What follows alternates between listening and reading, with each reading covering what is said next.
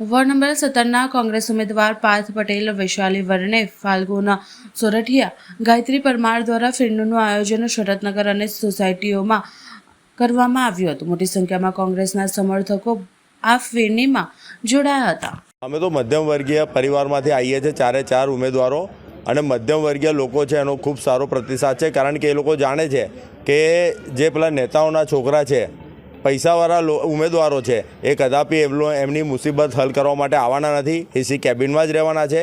એમની સમસ્યાનું નિરાકરણ કરવા માત્ર ને માત્ર અમે લોકો જ આવવાના છે એવું એમને 100% વિશ્વાસ છે। એટલે ખૂબ સારો પ્રતિસાદ મળે છે।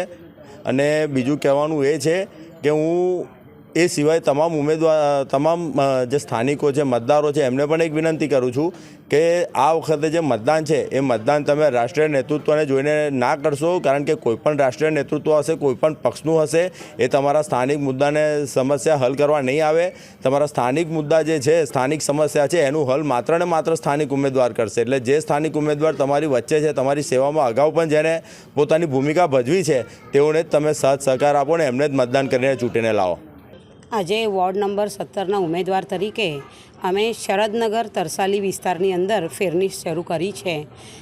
આખે 17 નંબરનું જે વોર્ડ છે એની અંદર નગરો વધારે છે, અને એ નગરોની સમસ્યા અને ગુજરાત હાઉસિંગ બોર્ડના મકાનો, જે ગુજરાત હાઉસિંગ બોર્ડના મકાનો બનેલા છે કોંગ્રેસની સરકારમાં બનેલા છે, એટલે મજબૂત એટલા બધા છે કે લોકો એનાથી ખુશ છે। પણ મૂળભૂત જરૂરિયાત જ્યારે નગર કહેવાય તો નળ, ગટર અને રસ્તા, એના પ્રશ્નો તો એ લોકો માટે છે જ, અને એના અનુસંધાનમાં એ લોકો આપણી પાસે માંગણી કરી રહ્યા છે।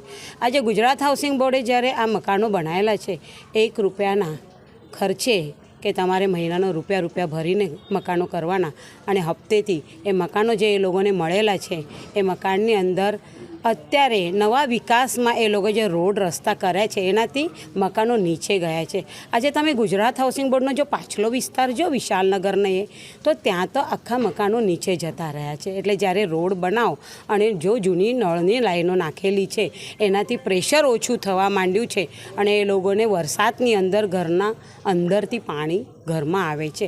એટલે આ પ્રશ્નો તો અહીંયા છે જ, અને એના નિરાકરણ માટે અમે ખરેખર પ્રયત્નશીલ રહીશું એવો વિશ્વાસ અમે એમને આપ્યો છે। અને મતદારોનો તો ખૂબ સરસ રિસ્પોન્સ રહ્યો છે, અને એમને એટલો વિશ્વાસ છે કે નહીં, આ વખતે અમારે બદલાવ તો લાવવો જ છે, અને એ લોકો બદલાવ લાવીને જ રહેશે એવો અમને વિશ્વાસ છે।